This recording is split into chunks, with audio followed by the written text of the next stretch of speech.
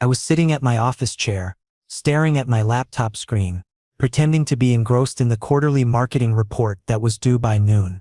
The cursor blinked mockingly at me from the half-finished document, but my mind was elsewhere entirely. It was 9:28 a.m., and my heart had already started doing that annoying flutter thing it did every morning around this time.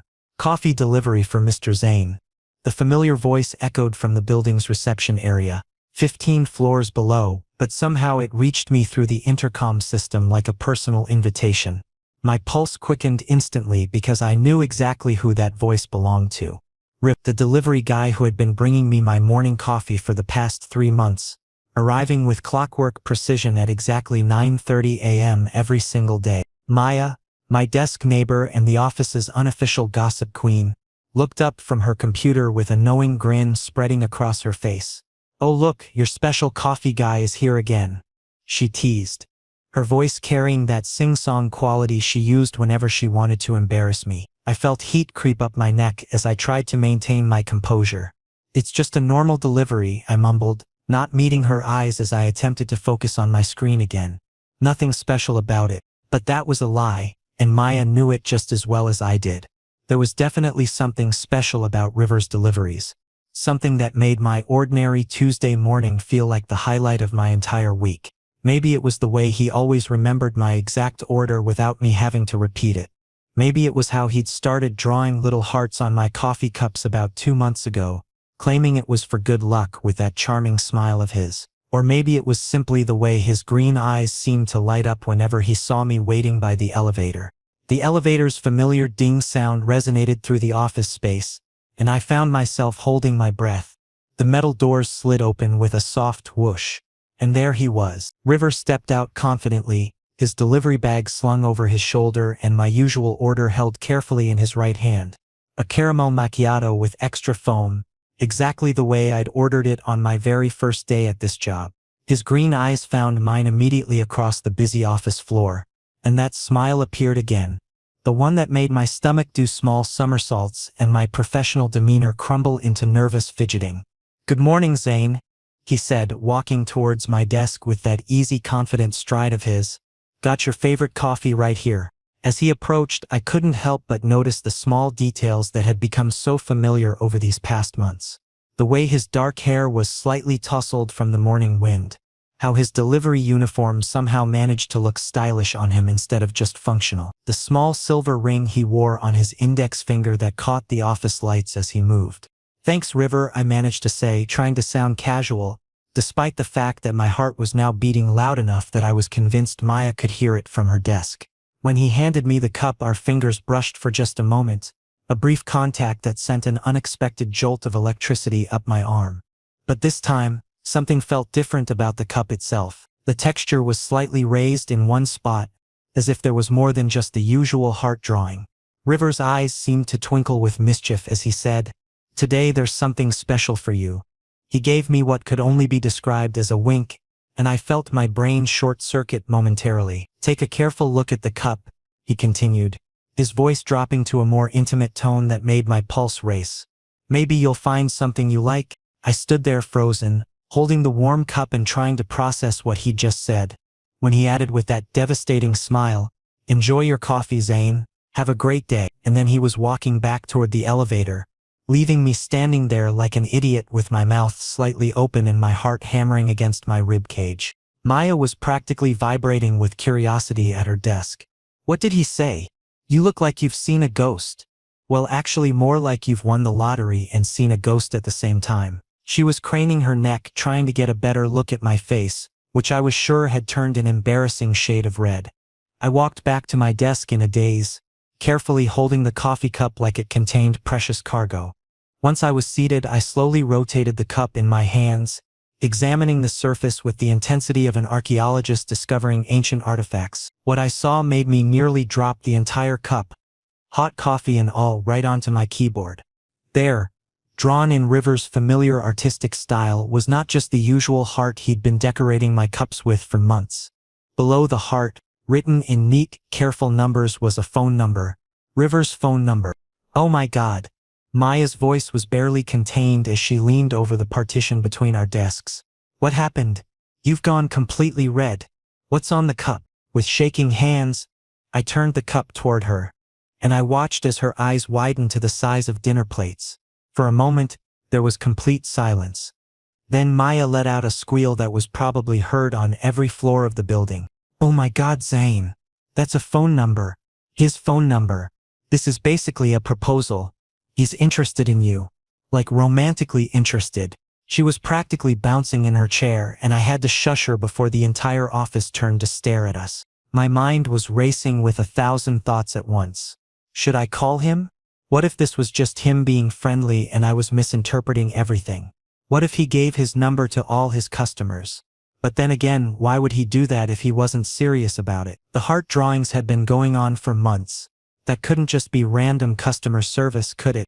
I carefully placed the cup in my desk drawer, handling it like it was made of the most delicate crystal. I'll decide what to do after work, I whispered to Maya, though my voice sounded uncertain even to my own ears. But concentrating on work proved to be absolutely impossible. Every 5 minutes, I found myself opening the drawer just to make sure the number was still there, that I hadn't imagined the whole thing. The quarterly report sat abandoned on my screen as I replayed every interaction I'd ever had with River, searching for signs I might have missed. Maya, bless her heart, spent the entire morning alternating between encouraging me and analyzing every possible scenario. Zane, if you like him, you have to call. Life is about taking risks, she day. Followed immediately by, but what if he's just really friendly with all his customers? By lunchtime I had made my decision. As I packed up my things to leave the office, I looked at Maya and said with more confidence than I felt, I'm gonna call him tonight. But I had no idea that my roommate Connor was about to throw a wrench into my carefully laid plans. The moment I stepped through the front door of our shared apartment, the aroma of Connor's famous spaghetti bolognese hit me like a warm, comforting embrace. Normally this would have made me smile and feel grateful for having such a thoughtful roommate. Tonight, however, my stomach was too tied up in knots to properly appreciate even Connor's excellent cooking. Connor, I called out, dropping my work bag by the door and heading straight for the kitchen where I could hear the familiar sounds of dinner preparation. The sizzling of garlic in olive oil, the gentle bubbling of sauce, the rhythmic chopping of vegetables. Connor looked up from the stove, wooden spoon in hand, his expression immediately shifting from casual contentment to concern as he took in what must have been my rather frazzled appearance. At 25, Connor was 2 years older than me and had always naturally fallen into the role of protective big brother, even though we weren't related. We'd been roommates since college, and he knew me well enough to recognize when something significant had happened. Hey Zane, you look like you've had quite the day, he said, turning down the heat under the sauce and giving me his full attention. What's going on? I took a deep breath and launched into the entire story, starting with River's mysterious behavior that morning and ending with the phone number discovery. As I spoke, I watched Connor's expression grow increasingly serious, his brow furrowing in a way that usually meant he was about to say something I didn't want to hear. When I finished my tale, Connor set down his spoon completely and leaned against the kitchen counter, crossing his arms over his chest. Saying, look, I need to tell you something and I want you to hear me out completely before you react. Okay? My heart sank.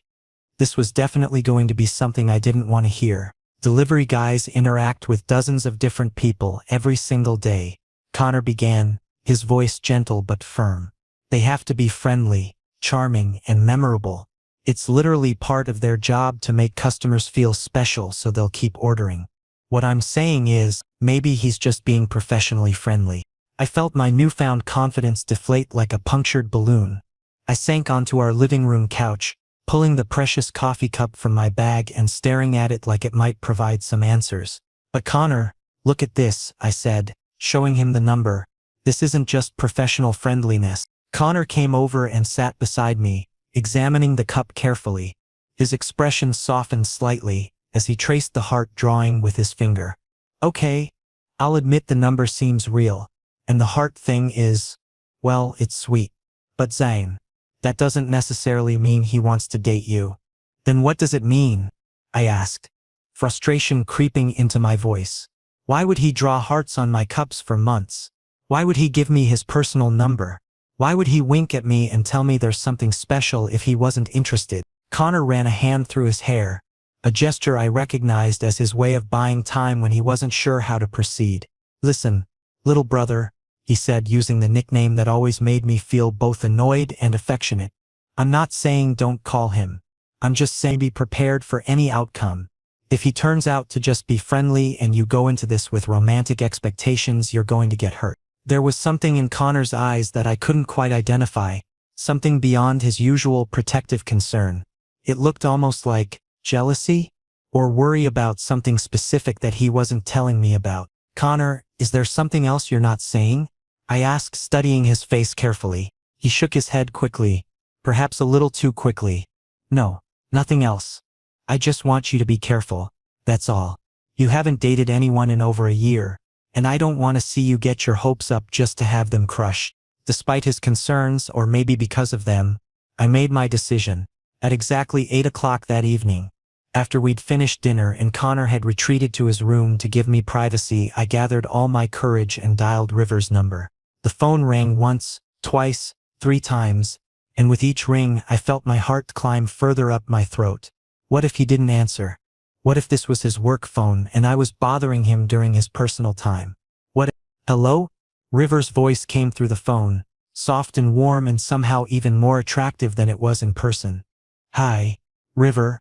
This is Zane," I stammered, suddenly forgetting every conversation starter I'd rehearsed in my head. "The coffee guy. I mean, you're the coffee guy and you gave me your number today." The sound of River's laughter filled my ear, and it was like listening to music. "Zane, I was hoping you'd call.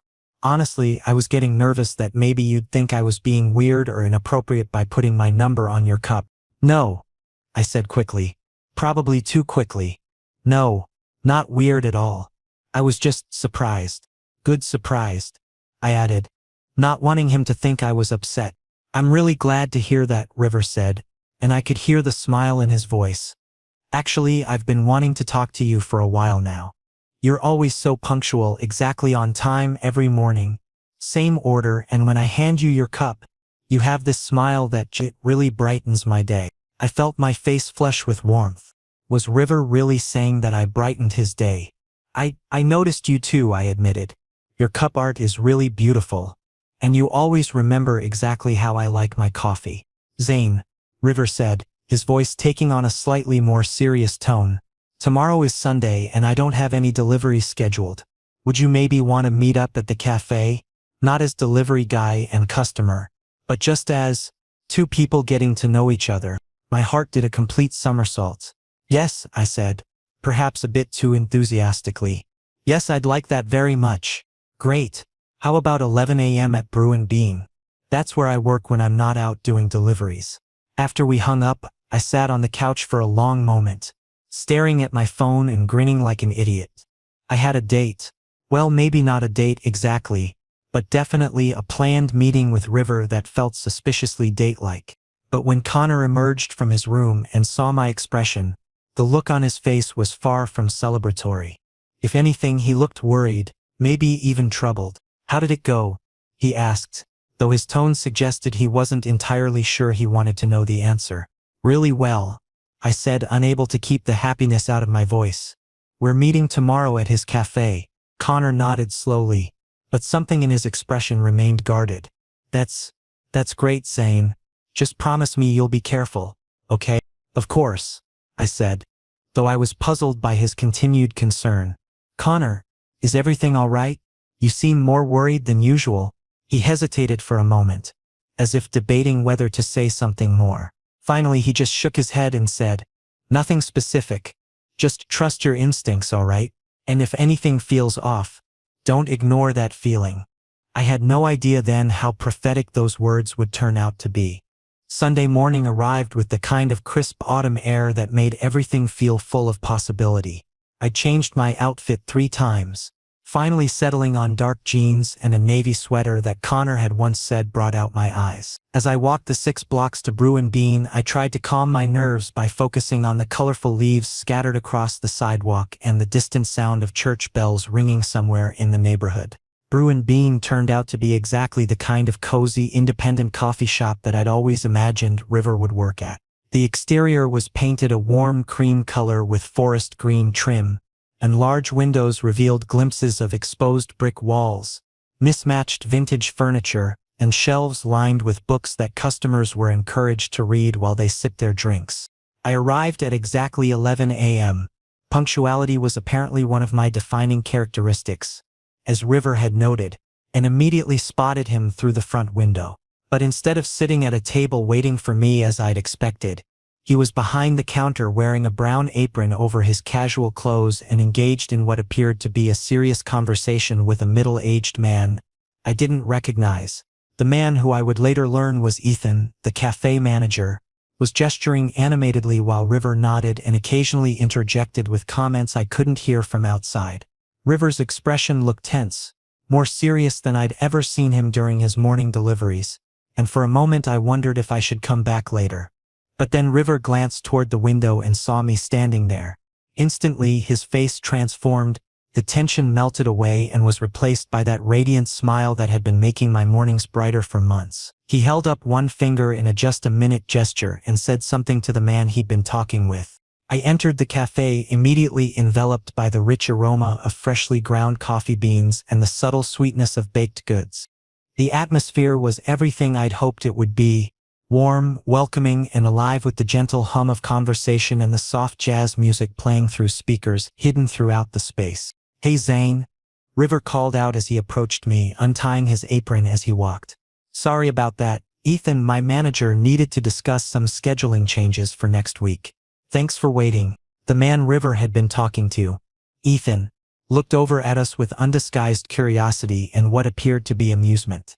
He was probably in his 40s, with graying hair and laugh lines around his eyes that suggested he smiled often. "So this is the famous Zane I've been hearing about," he said with a grin that made me immediately like him despite my embarrassment. I felt heat rise in my cheeks. "Famous?" I managed to ask, glancing between River and Ethan. River looked like he wanted to disappear into the floor. "Ethan, please." "Oh, River talks about you all the time," Ethan continued cheerfully, clearly enjoying River's discomfort. "The guy in the office building who orders the caramel macchiato with extra foam. The one he's been drawing those special hearts for. You're practically a legend around here." If I thought I was embarrassed before, it was nothing compared to how I felt now. But seeing River's mortified expression somehow made it better. It meant I wasn't the only one who'd been thinking about our daily interactions more than was probably normal. "Boss," River said, giving Ethan a playful but warning look. "Weren't you just saying something about having inventory to check?" Ethan laughed, clearly unrepentant. All right, I can take a hint. River, your shift is officially over. You two have fun, and Zane?" He turned to me with a conspiratorial wink. "Don't let him convince you that drawing hearts on coffee cups is standard customer service. You're the only one who gets the artistic treatment." As Ethan headed toward the back of the cafe, still chuckling to himself, River turned to me with an expression that was equal parts apologetic and pleased. "I'm really sorry about that. Ethan has absolutely no filter when it comes to teasing people." "It's okay," I said, and I was surprised to find that I meant it. "Actually, it's kind of sweet that you talk about me at work." We found a corner table nestled next to one of the large windows, where the morning sunlight streamed in and cast everything in a golden glow. River insisted on getting our drinks, returning a few minutes later with my usual caramel macchiato, perfectly made with extra foam just the way I liked it, and what appeared to be a lavender latte for himself. "You remembered," I said, touched by the small gesture. "I remember a lot of things about you, Zine," River said softly, his green eyes meeting mine across the small table. "Like how you always look a little tired on Monday mornings, but by Friday you're practically glowing with weekend anticipation. How you get this tiny crease between your eyebrows when you're concentrating on something important. How you always say thank you in this particular way that makes it sound like you really mean it, not just like you're being polite." I stared at him, completely taken aback. "You notice all that?" "I notice everything about you," he admitted, and the quiet intensity in his voice made my heart skip several beats. We fell into easy conversation after that, and I was amazed at how natural it felt to talk to River outside of our usual 30-second morning interactions. He told me about how he'd started working at Brew and Bean 2 years ago while pursuing his art degree, and how he discovered that he genuinely enjoyed the customer service aspect of the job. I told him about my marketing job, about how I'd never been a morning person until his daily coffee deliveries gave me something to look forward to each day. Just as I was starting to relax completely into the conversation, a young woman approached our table with a bright smile and an energy that immediately shifted the atmosphere. "River," she exclaimed, and I watched as his expression changed almost instantly, not unpleasantly, but definitely more guarded. "I've been looking for you." The woman was probably around my age, with short auburn hair and the kind of effortless style that suggested she was either an art student or worked in some creative field. She was pretty in an unconventional way, with intelligent eyes and a warm smile that seemed genuine. "Oh," she said, suddenly noticing me sitting across from River. "I'm sorry, am I interrupting something?" There was an awkward pause that felt like it lasted forever, though it was probably only a few seconds. River cleared his throat and said, "Sophia, this is Zine." "Zine, meet Sophia, she's one of our regular customers." Sophia's eyes lit up with recognition. "Zane. Oh, you're the one who—" She caught herself and glanced at River, who was shaking his head almost imperceptibly. "I mean, nice to meet you." I was getting the distinct impression that there was some kind of subtext to this conversation that I was missing entirely. "Nice to meet you too," I said politely, though I couldn't shake the feeling that Sophia knew something about me that I didn't know she knew. "Actually, River," Sophia continued, seeming to remember why she'd approached our table in the first place, "I wanted to ask about that art project you've been working on. Didn't you say the deadline was tomorrow?" I saw River's jaw tighten slightly, and he shot a quick glance in my direction before answering. "Yes, but I don't really want to talk about work stuff right now, Sophia." But Sophia, either not picking up on River's signals or choosing to ignore them, pressed on. "But it's such an amazing project. You've been working on it for months and it's so—" "Sophia, please," River interrupted, his voice carrying a note of warning that I'd never heard before. Now I was really curious. "Art project?" I asked, looking between the two of them. River looked distinctly uncomfortable. "It's nothing, really. Just, I do some art on the side. Freelance stuff. It's not important." But something in his expression suggested that it was very important indeed, and the fact that he was being evasive about it only made me more intrigued. There was clearly a story here, something that connected to why Sophia seemed to know who I was, and why River was acting like he'd been caught doing something he shouldn't have been doing. "Actually," Sophia said, and I could see River's expression growing more desperate by the second, "it's this really cool secret project that he's been—" "Sophia," River's voice was sharp enough that several other customers turned to look at our table. The silence that followed was painfully awkward.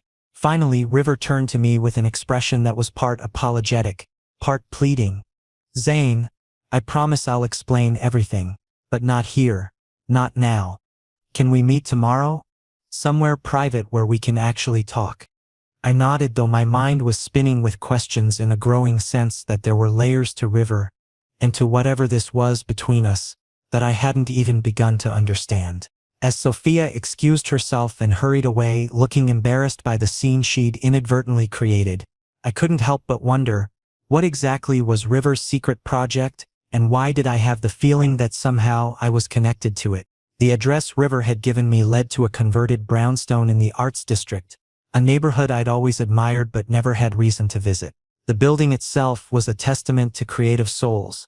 Murals decorated the exterior walls, and I could see easels and canvases through several of the windows. "Third floor, apartment 3B, River had said over the phone, his voice carrying a nervous energy that I'd never heard before. As I climbed the narrow staircase, each step seemed to echo with anticipation. The hallway walls were lined with framed artwork, some professional, others clearly the work of residents sharing their creativity with neighbors. The whole atmosphere felt alive with artistic energy, and I found myself understanding a little better why River seemed so at home in his delivery uniform, yet carried himself with the confidence of someone who had passions beyond his day job. When River opened the door, I was immediately struck by how different he looked in his own space. Gone was the crisp delivery uniform, replaced by paint-stained jeans and a soft gray Henley that had clearly seen many artistic sessions. His hands bore traces of various colors, blues and greens on his knuckles, a smear of yellow across his left palm, and he was wearing a canvas apron that looked like it had been through countless creative battles. "Hey Zane," he said, stepping aside to let me in. "Sorry about the mess. I was working on something when you texted that you were on your way up." But as I looked around his apartment, I realized that what River called mess was actually the most charming, organized chaos I'd ever seen. The living space flowed seamlessly from one area to another, with bookshelves lined with art books, sketches pinned to every available wall space, and the kind of comfortable furniture that invited you to stay and create something beautiful. "This isn't a mess," I said, genuinely amazed. "This is incredible. Your place feels so alive." River's smile was bashful but pleased. "Thanks. I know it's not everyone's style, but it works for me." He paused, wringing his hands slightly, a gesture that seemed uncharacteristic for someone usually so confident. "Zane, there's something I want to show you, something I've been working on for months." He led me down a short hallway to what must have originally been a bedroom, but had been completely transformed into an art studio. The space took my breath away. Natural light poured in through large windows, illuminating canvases of various sizes propped against walls, easels holding works in progress, and shelves organized with more art supplies than I'd ever seen outside of a professional store. But what stopped me in my tracks wasn't the impressive setup or even the beautiful paintings scattered throughout the room. It was one wall that was completely covered with what appeared to be hundreds of sketches, all of coffee cups, each one adorned with a different heart design. "River," I whispered, stepping closer to examine the wall. "What is this?" He took a deep breath, and I could see his hands trembling slightly as he joined me in front of the display. "This is my secret project, Zane. For the past 6 months, I've been documenting every heart I draw on coffee cups. Not just yours, but everyone's who orders from the places I deliver to." My eyes scanned the incredible collection. There were hearts that were simple and sweet, others that were elaborate and ornate. Some were surrounded by small doodles, others incorporated into larger designs. But as River guided me to one section of the wall, I realized that there was a pattern I hadn't initially noticed. "These," River said softly, pointing to a carefully organized section, "are all yours."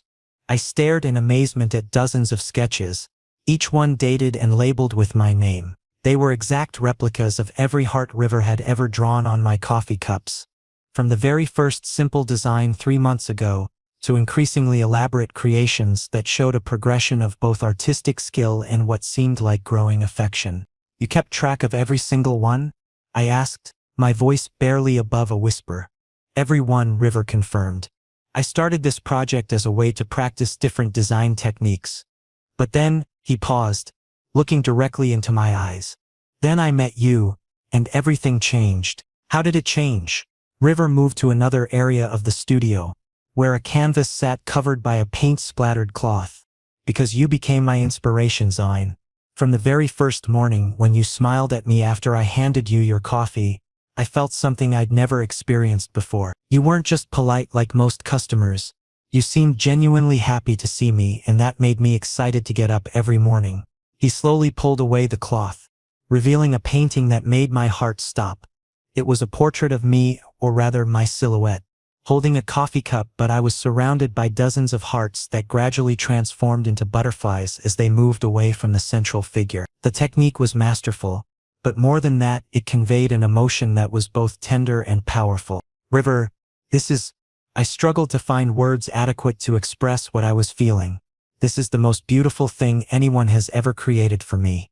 I wanted to capture how you make me feel," River said, stepping closer to me. "Like everything ordinary in my life suddenly has the potential to become something magical." The space between us seemed to shrink with each word he spoke. I could smell the faint scent of paint and turpentine that clung to his clothes, mixed with something that was uniquely him, warm and comforting and utterly intoxicating. "Zane," River continued, his voice dropping to barely more than a whisper, "I need you to know that you're not just a customer to me. You're not even just a friend. You're someone who has fundamentally changed how I see the world, how I approach my art, how I think about what it means to connect with another person." I felt overwhelmed by the intensity of his words, and the sincerity in his green eyes. "I feel the same way about you," I managed to say. "You've made every morning feel like a gift. Even on the worst days, knowing that I'd see you, knowing that you'd have created something special just for me. It changed everything. River reached out slowly, giving me plenty of time to pull away if I wanted to. When I didn't move, he gently took my hands in his, and I could feel the slight roughness of his fingertips from years of artistic work. "There's something else I need to tell you," River said, his eyes never leaving mine. "That first day when I drew a heart on your cup, it wasn't part of my project. I drew it because something about you made me want to do something that would make you smile." Really? The project came later, after I realized that I looked forward to our 30 seconds together more than anything else in my entire day.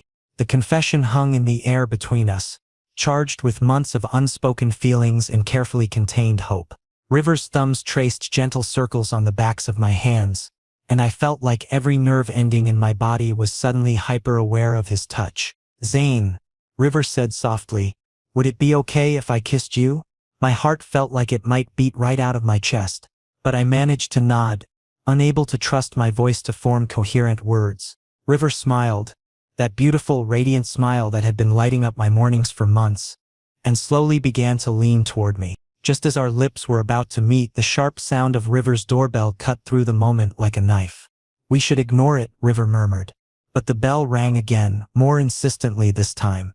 "Maybe it's important," I said reluctantly, though every fiber of my being wanted to continue what we'd been about to start. River sighed, disappointment clear in his expression. "I'll just be a second, I promise."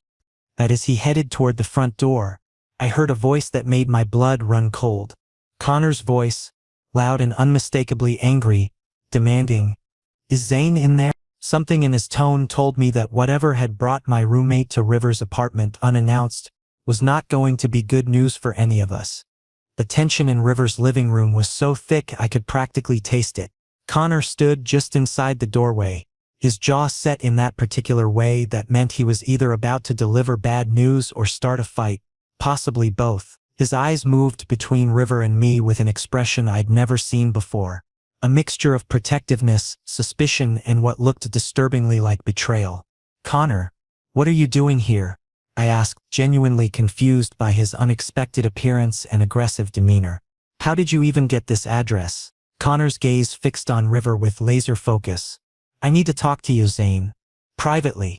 The word privately came out with enough emphasis to make it clear that he considered River's presence not just unwelcome, but potentially dangerous. River, to his credit, maintained his composure despite the obvious hostility radiating from my roommate. "Actually, we were in the middle of an important conversation," he said politely but firmly. "Maybe you could call first, next time." "Oh, I'm sure you were having an important conversation," Connor replied, his voice dripping with sarcasm that made me wince. "River, I know who you are." The words landed like a bomb in the middle of the room. Both River and I stared at Connor in shock, and I watched as the color drained completely from River's face. "You know me?" River asked carefully, and I could hear the confusion and growing concern in his voice. Connor took a deep breath, and I recognized the expression on his face. It was the same one he wore when he had to deliver news that he knew would hurt, but felt was necessary anyway. "Zane, River here is the same guy who was involved with Maya from your office. You know, my college friend Maya, the one who's been encouraging you to pursue him?" My world seemed to tilt sideways. "What are you talking about?"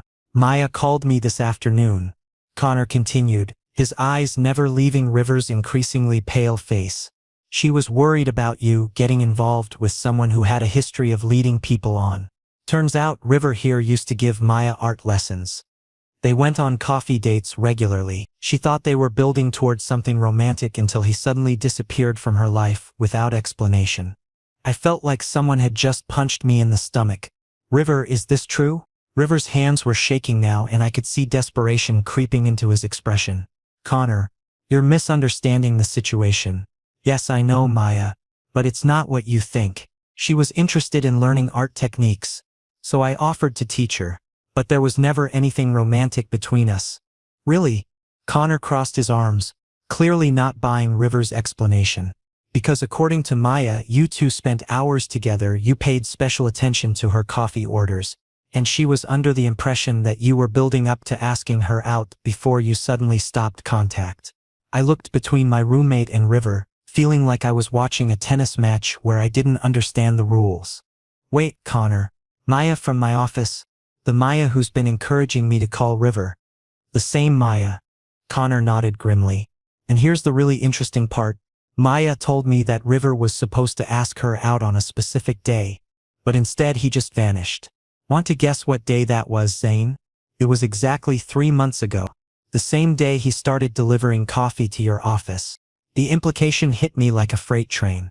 River had been involved with Maya, and then suddenly started showing interest in me right around the time he'd cut contact with her. The timing seemed impossibly coincidental. That's not what happened. River's voice rose with frustration and what sounded like genuine distress. Maya misunderstood the entire situation. I was teaching her art because she expressed interest in learning, but I never gave her any romantic signals. In fact, I specifically told her that I was gay and not interested in dating women. You told her you were gay? I asked, grasping for some thread of truth in this increasingly confusing situation.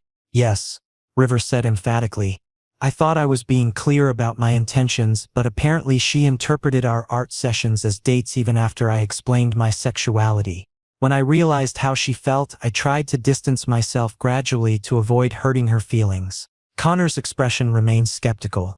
That's a very convenient explanation, River, but it doesn't explain why Maya would lie to me about this. She's not lying, River said, running his hands through his hair in obvious distress. She's telling the truth as she experienced it, but her interpretation of events and what actually happened are two very different things. I felt completely overwhelmed. The romantic moment we'd been sharing just minutes ago seemed like it had happened in another lifetime. Now I was faced with the possibility that everything I thought I knew about River's interest in me might be built on a foundation of misunderstanding and hurt feelings. Zane, Connor said, his voice softer now. I'm not trying to ruin this for you. But don't you think it's suspicious that he started showing interest in you right after things ended badly with Maya? What if this is some kind of pattern for him? It's not a pattern, River protested. Zane, you have to believe me. What I feel for you is completely genuine. Yes, I taught Maya some art techniques. And yes, she developed feelings that I didn't return. But my interest in you has nothing to do with her. I looked into River's green eyes, searching for some sign of deception. Some indication that Connor's suspicions might be justified. But all I saw was sincerity and growing desperation. If that's true, I said slowly, then why didn't you tell me about Maya before? You had to know I'd find out eventually, because it didn't seem relevant, River said. Maya was a brief part of my life, and my feelings for you developed completely independently of whatever happened with her. I didn't want to complicate things with ancient history. Just then my phone rang. The caller ID showed Maya's name, and I looked at both Connor and River before making a decision that would change everything. I'm putting this on speaker, I announced. Answering the call. Maya? Zane. Maya's voice came through the phone, and I could immediately hear panic and concern. Connor told me he was going to confront River. Are you okay? Please be careful with him. Maya, I said directly. I need you to tell me the truth. Did you have romantic feelings for River? There was a long silence on the other end of the line. Finally, Maya's voice came back. Much quieter than before. Zane, I'm so sorry. Yes, I did have feelings for him. Strong feeling. Connor shot a triumphant look at River, but I held up my hand for silence. But Maya, I continued, did River ever encourage those feelings? Did he ever actually ask you out or indicate that he was interested in dating you? Another pause. No, Maya admitted reluctantly. He was always very clear that he was gay and that we were just friends. I guess I hoped that maybe he would change his mind, or that I was special enough to make him reconsider. The room fell completely silent as the implications of Maya's confession sank in. Maya, why did you encourage me to pursue River if you had feelings for him yourself? I heard Maya take a shaky breath. Because I thought that if I could see him happy with someone else, especially someone he was genuinely attracted to, it would help me finally move on. I've been holding on to hope for months, and it was destroying me. Connor's face showed a mixture of realization and embarrassment as he understood how completely he'd misinterpreted the situation. River was looking at me with desperate hope in his eyes, waiting to see whether Maya's confession would be enough to salvage what we'd been building together. The silence that followed Maya's confession was deafening. I ended the call and looked around the room at the three men who had somehow become central to this moment that felt like a turning point in my life. Connor's face was flushed with embarrassment and guilt. River looked like he was barely breathing, waiting for my reaction, and I felt like I was standing at the edge of a cliff, about to make a decision that would determine whether I fell or learned to fly. "Connor," I said finally, my voice steadier than I felt, "I think you owe River an apology." My roommate's shoulders sagged as the full weight of his mistake hit him. "River, Zane, I'm really sorry. I completely misunderstood the situation." He looked genuinely remorseful as he continued, "I was just trying to protect Zane. After hearing Maya's version of events, I thought you might be someone who led people on or played games with their feelings." To my surprise, River's response was generous and understanding. "Connor, it's okay. I appreciate that you care enough about Zane to look out for him. If I had a friend or roommate, I'd want them to do the same thing if they thought I was getting involved with someone who might hurt me." Connor extended his hand to River, who shook it without hesitation. "River, I can see that you genuinely care about him. Just take care of him, okay? He's been through enough disappointment in the dating world." "I plan to," River said simply, and something in his tone made my heart skip a beat. "I'm going to head home and let you two finish your conversation," Connor said, moving toward the door. "Zane, I'll see you later. And again, I'm sorry for the drama." After Connor left, River and I stood in his living room, suddenly alone with the weight of everything that had just happened. The romantic tension from earlier seemed both very far away and incredibly present, like something that had been interrupted rather than destroyed. "Zane," River said softly, "I know this has been overwhelming. If you need time to process everything, I completely understand." I looked at him, really looked at him, taking in his paint-stained clothes, his anxious expression, the way he was holding himself like he was prepared for rejection. And suddenly I realized something important. "Actually, River, this whole situation made me realize something," I said, stepping closer to him. "When Connor was making those accusations, when it seemed like I might lose you before we'd even really begun, I was terrified, not because I was embarrassed or confused, but because I care about you more than I realized." River's eyes widened with hope. "Really?" I nodded, reaching out to take his hands in mine. "Really, your art, your kindness, your honesty in handling this situation, the way you've been drawing hearts on my coffee cups for months, just to make me smile, everything about you makes me feel like I'm discovering what it really means to connect with someone. And Maya's history with you doesn't bother you?" I considered the question seriously. "The past is the past, River. What matters to me is what I see right now. And what I see is someone who was kind to a friend who developed unrequited feelings. Someone who was honest about his sexuality even when it might have been easier not to be. And someone who has been showing me through small, daily actions that I matter to him." River's smile was radiant. "You do matter to me, Zane. More than I ever expected when I started this job. So let me ask you directly," I said, feeling braver than I had all day. "Do you want to be with me? Not as delivery guy and customer, not as art teacher and student, but as two people who are interested in exploring what this connection between us might become." River's answer was to step closer and gently cup my face in his hands. "From the very first morning when I saw you waiting for the elevator, something about you made me want to be the reason you smiled. Yes, Zane, I want to be with you." This time there were no interruptions.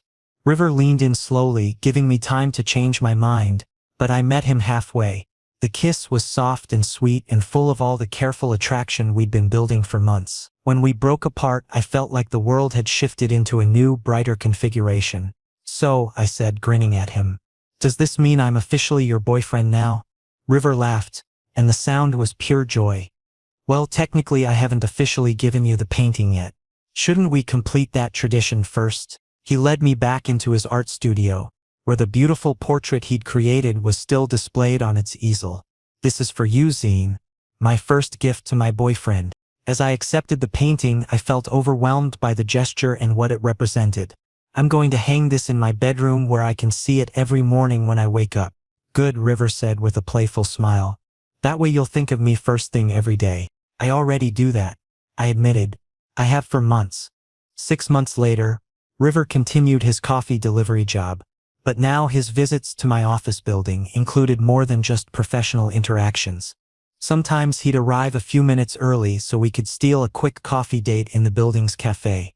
Sometimes he'd leave little notes tucked into my cup sleeve along with his signature hearts. Maya and I had worked through the awkwardness of the situation, and she'd eventually thanked me for helping her finally move on from her unrequited feelings.